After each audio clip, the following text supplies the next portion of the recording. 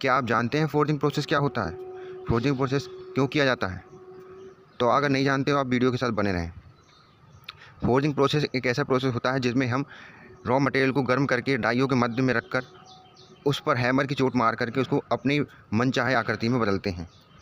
इसके लिए आपको उदाहरण के लिए समझना होगा कैसे कि हमारा ऑटोमोबाइल में इस्तेमाल की जाने शाफ्ट होती है क्रैंक शाफ्ट और कैम शाफ्ट। इसको हम फोर्जिंग करके ही बनाते हैं, क्योंकि फोर्जिंग की हुई धातु या जो प्रोडक्ट होता है हमारा, उसकी स्ट्रेंथ कास्टिंग की अपेक्षा काफ़ी अच्छी होती है। इसीलिए हम फोर्जिंग को ज़्यादा प्रिपेयर करते हैं।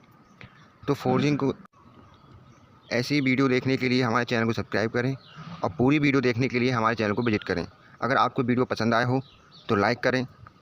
यह ऑटोमोबाइल और मैकेनिकल ट्रेड के लिए और ITI ट्रेड